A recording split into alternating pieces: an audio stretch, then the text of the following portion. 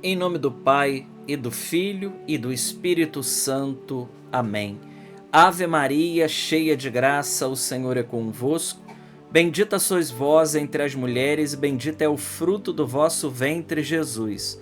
Santa Maria, Mãe de Deus, rogai por nós, pecadores, agora e na hora de nossa morte. Amém. Rogai por nós, ó Santa Mãe de Deus, para que sejamos dignos das promessas de Cristo. Amém. Querido irmão, uma alegria. Estamos aqui agora no nosso último vídeo, que nós estamos estudando sobre os dogmas da Virgem Maria. Nós já falamos da Imaculada Conceição, já falamos da Assunção Corporal de Nossa Senhora, falamos da Maternidade Divina e hoje nós vamos falar da Virgindade Perpétua de Nossa Senhora. Se você não acompanhou os outros vídeos, acesse no canal, eu vou deixar na descrição desse vídeo também os vídeos passados, você pode voltar lá e assistir todos eles. Tem sido uma riqueza para cada um de nós, queridos irmãos, tem sido uma bênção na realidade. Então vamos começar, né?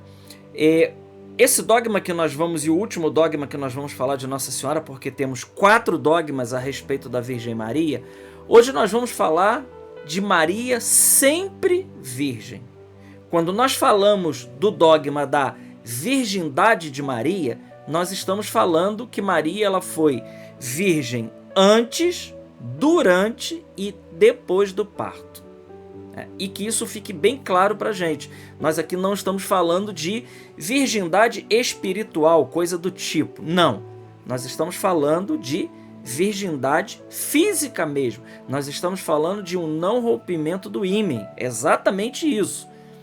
Não é uma virgindade espiritual, coisa do tipo. Não. É físico isso. Bom, é importante lembrar que, desde remota época, a igreja já venera Maria como a Ei Paternos, ou seja, a sempre Virgem Maria. Isso pra gente é muito claro isso. Por tudo que nós já falamos a respeito de Nossa Senhora, fica muito claro, nós chegarmos hoje e falarmos do dogma da virgindade perpétua de Nossa Senhora. E veja, esta verdade que nós estamos falando hoje, ela pertence ao patrimônio da fé. Ela pertence ao patrimônio da fé. E ela foi declarada pelo Papa Paulo IV em 1555, 7 de agosto de 1555.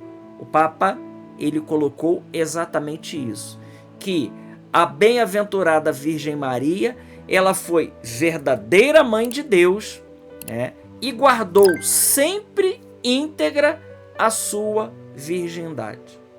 Isso aqui é importante para a gente.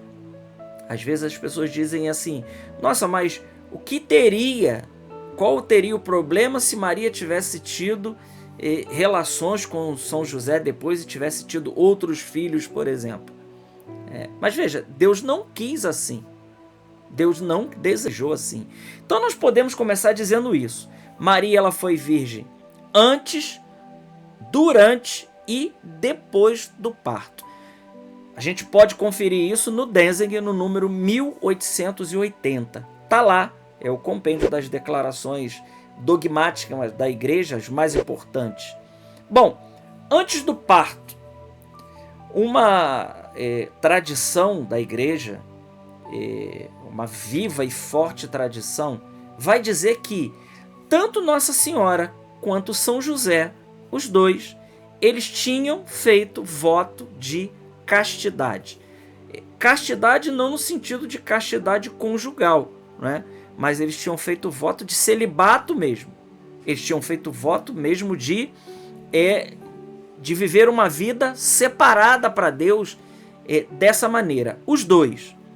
E por isso já era de comum acordo entre os dois que eles viveriam esse celibato. Esse celibato por conta do amor ao reino.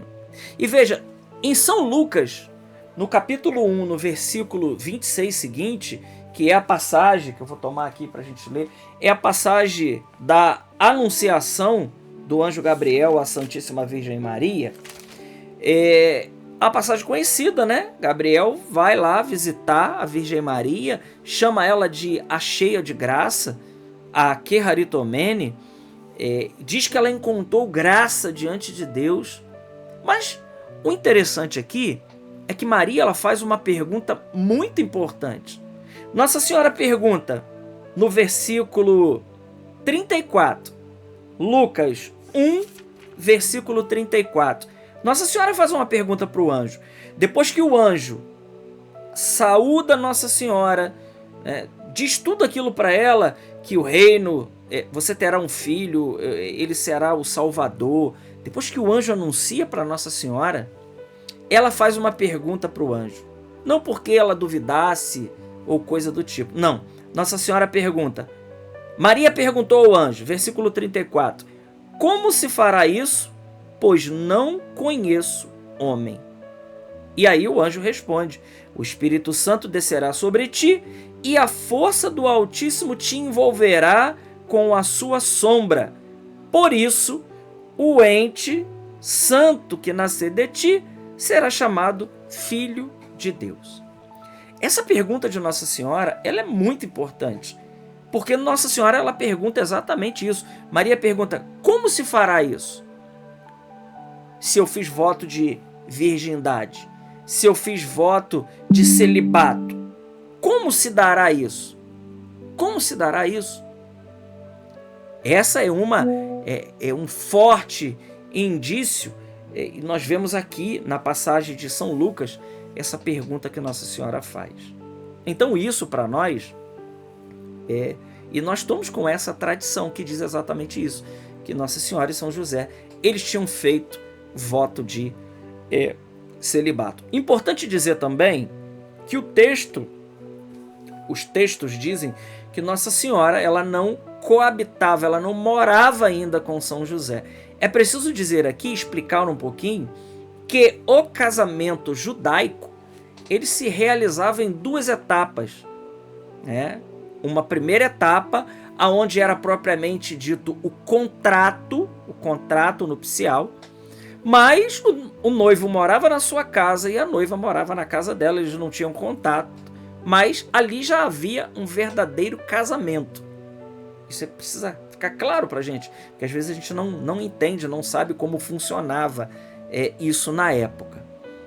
E depois, na segunda parte do casamento, o noivo então ia na casa da noiva, né? Primeiro ia o enviado do noivo, e aí via se estava tudo preparado, o noivo ia, e o noivo então levava a noiva, né, para a sua casa. Era assim que se realizava. Então, eles realmente não moravam junto ainda. Então, isso aqui pra gente é tranquilo. Inclusive, os reformadores protestantes, Lutero, Calvino, aceitavam isso de boa. Aqui ainda não está a complicação, né? Então, Maria, ela, de fato, ela foi virgem antes do parto. Aqui, tranquilo. Bom, no parto, durante o parto, e aqui a coisa começa a complicar um pouquinho. Bom, no parto, São Gregório ele vai dizer algo muito importante. Ele diz assim: o corpo do Senhor, após a ressurreição, entrou onde se achavam os discípulos, passando por portas fechadas. E adquire aqui que nós estamos de acordo, tanto católicos quanto protestantes, com relação a isso, que as propriedades do corpo glorioso de Jesus fez com que ele aparecesse com uma forma de jardineiro, com uma outra forma para os discípulos de Emaús, e que ele não estava mais circunscrito às leis da física, os discípulos estavam lá no cenáculo, e Jesus aparecia lá dentro, né, e sumia também de repente. Então as leis da física já não estavam se aplicando a Jesus, porque ele estava com seu corpo glorioso. Ora, São Gregório está dizendo isso, São Gregório Magno. Ele entrou onde estavam os discípulos com porta fechada. Esse mesmo corpo que ao nascer saiu do seio fechado, manifestando-se aos olhos dos homens. Não é para admirar que o Senhor ressuscitado para viver eternamente tenha atravessado portas fechadas, visto que para morrer ele veio a nós através do seio fechado da Virgem Santíssima. Que coisa maravilhosa! É uma homilia, né, de São Gregório Magno, falando da virgindade de Maria no parto. E aqui a gente precisa dizer algo, queridos irmãos. Nós precisamos explicar e dizer que o parto de Jesus, o parto que Jesus nasce, foi um parto milagroso. Não é um parto como outros qualquer, como os outros partos. Não.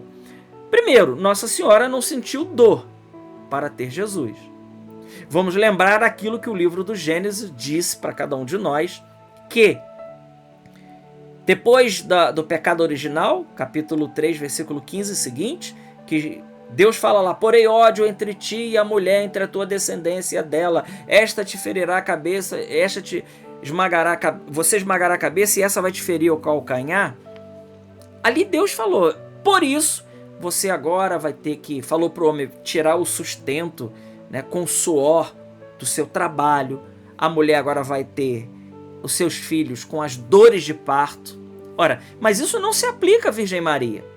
Então nós precisamos entender, e desculpa dizer, irmãos, mas é gente de cabeça muito miúda acreditar que Deus possa ter aberto o Mar Vermelho, que Deus possa ter, através de Moisés que feriu a rocha, fazer sair água da rocha, que Deus possa ter tornado a água de Mara, que era amarga, em água doce, e que Deus possa ter realizado tantos outros milagres, e esse, desculpa dizer, esse pequeno milagre, Deus não iria fazer, né?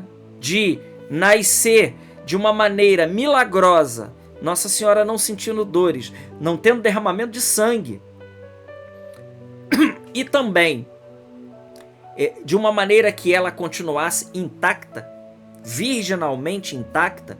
Ora, isso para nós é algo muito tranquilo. Então, nas palavras de São Gregório Magno, ele vai nos ensinar exatamente isso, né? Nos últimos decênios, alguns autores quiseram elucidar a virgindade de Maria no parto, recorrendo a explicações minuciosas de biologia. E, inclusive, tem gente hoje tentando fazer isso ainda. Não! É a fé que rasga todo esse véu. Nós cremos. Por quê? Porque ela é a Imaculada Conceição, porque ela é a Theotokos, porque é Nossa Senhora, ela é uma pessoa diferenciada. E por isso, o parto de Jesus foi um parto milagroso que deixou Nossa Senhora, mesmo assim ainda, mesmo dando à luz, virgem. Bom, e depois do parto? E aí que vem o grande problema, né? Por quê? Por fazerem uma leitura fundamentalista da Bíblia e não entenderem aquilo que a Bíblia fala, então dizem, por exemplo, citando Marcos, capítulo 6, versículo 3, citam muito isso, né? Os irmãos de Jesus, os supostos irmãos de Jesus. Quem eram esses irmãos? Quem são esses irmãos de Jesus? Então, Tiago, José, Judas, Simão, além, né, das irmãs anônimas. Está lá no Evangelho de São Marcos, capítulo 6, versículo 3. Também Mateus 13, 55, fala dos supostos irmãos do Senhor. E aí, gente desavisada que lê isso, pensa logo assim, né? Então, tá vendo? Nossa Senhora, depois que teve Jesus, ela teve outros filhos. Nós dizemos, não. Nossa Senhora, ela é a Epaternos, a sempre Virgem Maria.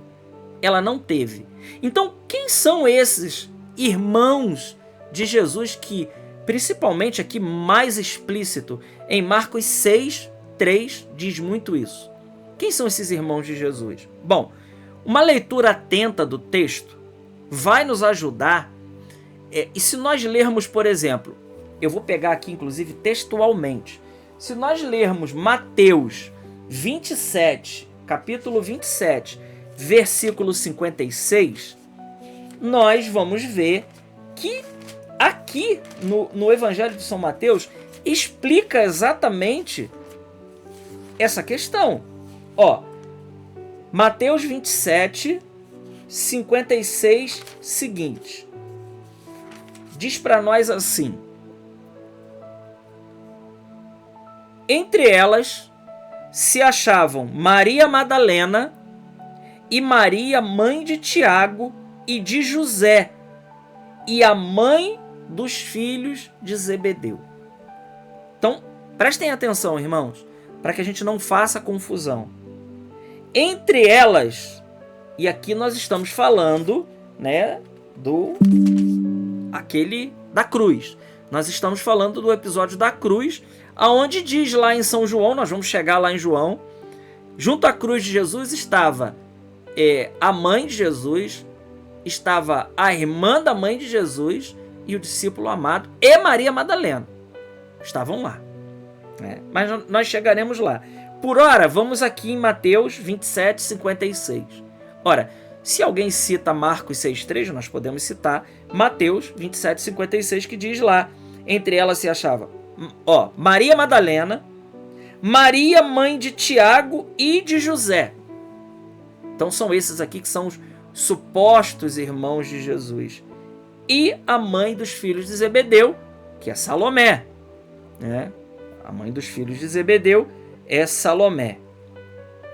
Esses aqui, essa segunda Maria aqui, essa Maria, ela é parente, Ela é parente, vem a ser parente de Nossa Senhora, porque o marido dela, ele era irmão de São José.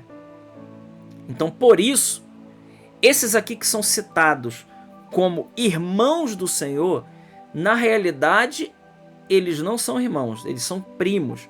Essa Maria, ela era Maria de Cleofas. Quem era Cleofas? Cleofas, no grego, ele significa Cleofas, o nome Cleofas no grego. No aramaico, ele é Alfeu, Tiago, filho de Alfeu.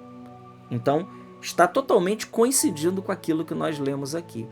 Então, esses supostos irmãos de Jesus, que Marcos capítulo 6, versículo 3 fala, está falando exatamente dos primos de Jesus, que são filhos de Maria de Cleofas, e Cleofas é Alfeu, é o mesmo que Alfeu. Então, ora na Bíblia vai falar de Alfeu, Cleofas a gente vê muito pouco. Então, era essa Maria. E ainda tinha lá Salomé, que é a mãe dos filhos de Zebedeu, Tiago e João, Tiago maior, e São João evangelista. Aqui nós estamos falando de Tiago e José. Esse Tiago e José são filhos de Maria de Cleofas. Mas no Evangelho de São João, no capítulo 19, versículo 25 seguinte, vai também nos dizer a respeito disso. E nós podemos pegar aqui diretamente na Sagrada Escritura para que a gente possa então sanar aí todas as nossas dúvidas. São João 19, 25 diz assim: junto à cruz de Jesus estavam de pé sua mãe, a irmã de sua mãe, Maria, mulher de Cleofas, e Maria Madalena. Entende? Então, está comprovando mais uma vez que esses aqui, eles eram a Maria, ela, quem? Irmã de sua mãe, Maria de Cleofas. Isso aqui está muito claro para a gente. A Bíblia explica muito direitinho isso. E para dizer também outra coisa, para dizer que esses supostos irmãos de Jesus, nós precisamos entender o seguinte: no grego já tem a palavra primo, irmãos, tranquilo. Mas no hebraico não tem. Se nós voltássemos lá atrás, nós vamos ver, por exemplo, Ló, quando Ló fala para Abraão: não convém que a gente haja briga entre nós porque somos irmãos. Ora, Ló, a descendência de Ló, está lá dizendo que ele é filho de Araão, irmão de Abraão. Ou seja, então Ló, ele é sobrinho de Abraão, mas eles se tratam lá como irmãos. Para dizer o seguinte, então, né? Nossa Senhora tem mais filhos espirituais? Muitos. A falar desse aqui, né? Esse que vos fala, filho de Maria. Né? Literalmente, né? Minha mãe chama Maria mesmo, a minha mãe da terra, mas sou filho de Nossa Senhora. Inclusive meu pai chama José, né? Sou filho de Nossa Senhora. Então Maria teve outros filhos espirituais? Sim, ela é mãe da igreja. E aquele que é filho da igreja é filho de Maria, precisa ser filho de Maria. Então, meus queridos, que isso fique claro para nós, né? Que há uma confusão aqui e há uma leitura fundamentalista em cima da Sagrada Escritura para querer provar algo que não é verdadeiro, algo que não é real, entende?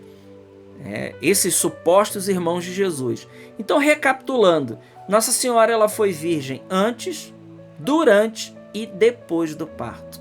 Há aqueles também que falam que Jesus ele é o primogênito, né?